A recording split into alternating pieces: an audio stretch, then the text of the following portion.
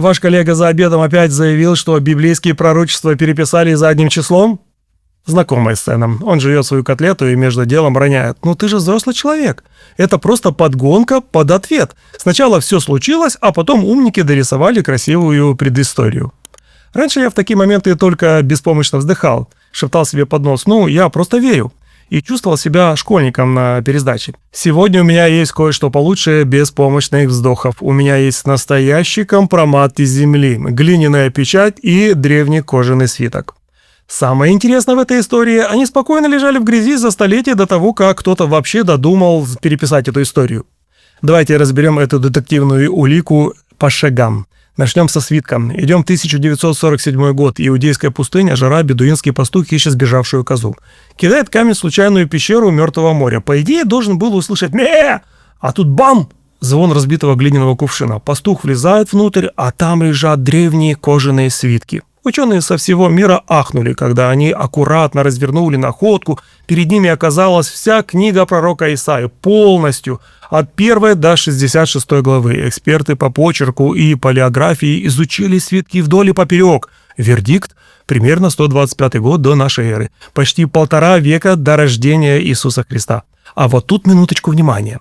Открываем 53 главу, ту самую про мужа скорбей. Берем наш обычный синодальный перевод, сравниваем тексты. Они совпадают слово в слово. Единственная разница – древний писец сделал пару банальных очепяток в буквах типа «жиши» пиши с буквой «и». Оцените весь смак ситуации. Текст про пронзенного человека, который берет на себя чужие грехи и вину, физически лежал в сухой пещере, лежал в темноте. А Иисус из Назарета еще даже не родился, его даже в проекте не было. Так кто у кого списал? Кто тут занимался подгонкой под ответ? Но это только разогрев. Переходим ко второй улике. Глиняная печать, 2009 год. Иерусалим, раскопки прямо у подножия Храмовой горы. Археологи ковырялись в грязи и вдруг находят крошечный оттиск глины, була. На нем черным по белому, почти, четко читается имя Ешаяху и рядом 3 буквы «Нви». Если добавить одну недостающую букву, получается «пророк». Археолог Элайт Мазар честно сказал журналистам: ребята, 4 буквы нету, поэтому утверждать на 100% мы не можем. Это гипотеза. Окей, мы люди честные, фантазировать не будем. Но вот вам факт, который вообще не является гипотезой. Эту печать раскопали ровно в 3 метрах от другой печати с именем царя Езекии.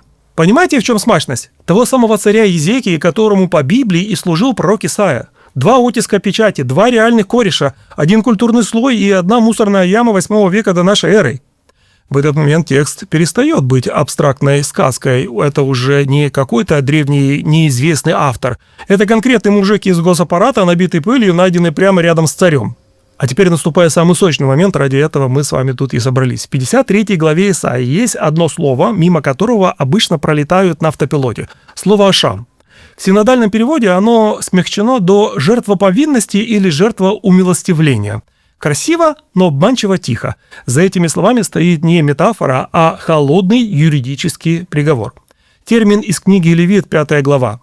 Смотрите, как работала эта система. Человек накосячил, присвоил чужое, солгал под клятвой, влез в долги перед небом и перед людьми. Законник говорил: извинись искренне, иди с миром. Он требовал: приведи барана, не любого, без порока, лучшего из стада, часто того самого, которого сам же выкормил Высоцкий. Представьте эту сцену не из строчки книги, а живой картинкой. Человек ведет своего барана через двор храма, и его трясет не от холода, а от стыда. Он кладет ладонь на теплую голову животного, под рукой бьется чужое, ни в чем не повинное сердце. Через секунду оно останавливается вместо его собственного. Не потому что баран согрешил, потому что долг закрывается не слезами, а кровью и имуществом. Тут есть деталь, которую легко проскочить. Заместитель обязан быть абсолютно чист. Больной или краденый баран не годится. Банкрот не оплатит чужое банкротство.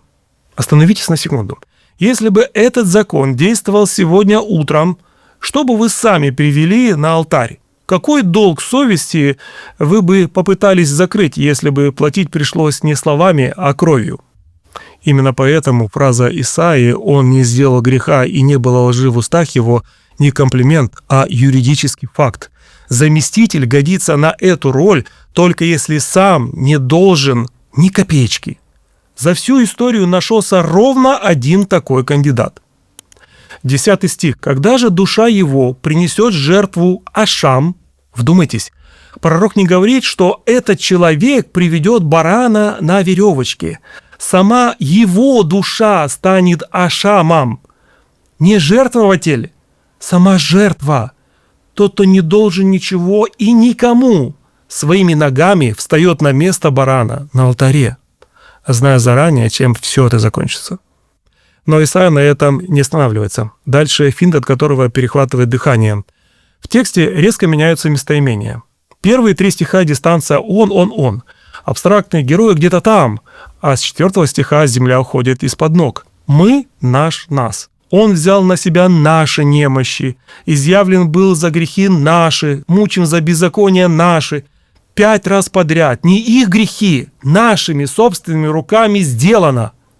Ученые спорят, кто такие эти мы, но текст не называет имен. Он оставляет пустое место, и в него попадает каждый, кто читает эти строки или смотрит этот видосик, включая вас, прямо сейчас. И это не поздняя редактура. Свиток из Кумрана сохранил ту же структуру местоимений слово в слово за 1,5 века до Христа. 6 стих выбивает табуретку из-под ног.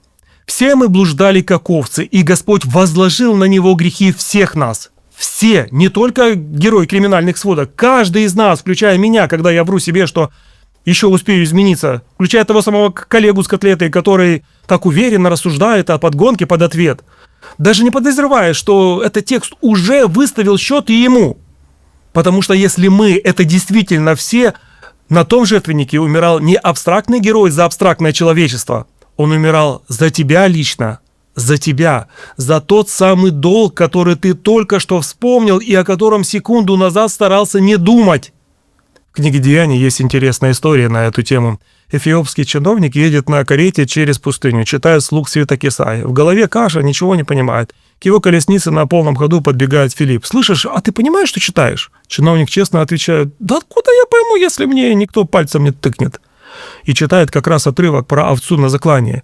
Филипп на пальцах объяснил ему этот юридический расклад. Реакция чиновника была мгновенной, и он видит лужу и кричит: «Смотри, вода, что мешает мне креститься прямо сейчас?» Без 3 лет катехизации, без сложной подготовки, текст просто попал точно в яблочко. Признаюсь вам честно, пока я писал этот сценарий, я поймал себя на одной мысли. Спорить о датировке свитков – это очень легко и приятно. Это подпитывает гордость. А вот читать текст о том, что весь твой личный долг повесили на другого, мягко говоря, неуютно. С датами спорить комфортно, с этим стихом – неа. Эту главу читают в церквях каждую Страстную пятницу. И знаете что? С годами проще не становится, потому что за каждый год ты успеваешь накопить такой список глупостей, что стыдно вспомнить. Успеваешь снова с дурака свернуть не туда, и фраза «ранами его мы исцелились» звучит уже совсем не академично. Кстати, обратите особое внимание на время глагола «не исцелимся», если будем хорошими мальчиками, «не исцелимся», если сдадим все духовные нормативы, форма уже совершившегося факта. «Исцелились». Одна жертва. Не нужно каждый год приводить нового барана. Долг закрыт еще до того, как ты вообще узнал его итоговую сумму. Если перевести это с теологического языка на наш обыкновенный, у каждого из нас есть скелеты в шкафу, разговоры, за которые стыдно, обещания, которые мы провалили. Исайя не говорит: «Иди и исправься сам, тогда поговорим». Он говорит: «Счет оплачен, чек погашен, ты свободен». Так что в следующий раз за обедом, когда коллега начнет умничать про дописанные пророчества, просто улыбнись. У вас есть точная дата на свитке из пещеры за 1,5 века до событий. У вас есть печать из царского мусора. И задайте ему один простой вопрос: дружище, а как за 150 лет до римских казней можно случайно угадать слово «пронзенный» и юридический термин «ашаб»? Печать не спорит, свиток не имеет мнения. Они просто спокойно лежали в земле пару тысяч лет и ждали, пока мы сдуем с них пыль. Надеюсь, этот разбор разложил все по полочкам и добавил вам уверенности. Если вы уже мысленно переслали этот ролик тому самому коллеге, не сдерживайте себя, отправляйте. Лайки и подписка тоже работают на ура. Алгоритмы Ютуба любят ваш голос больше, чем бесконечные ругачки в комментариях. Оставайтесь на связи, впереди у нас еще много детективных историй из древности. Делитесь этим видео с теми, кто сейчас ищет ответы и сомневается. Пусть ученые спорят о датировках, а ваши сердца находят реальный покой. И пусть Бог, который держит в своих руках все время, историю и даже движение планет, поддержит вас на каждом шагу вашего личного поиска. Аминь.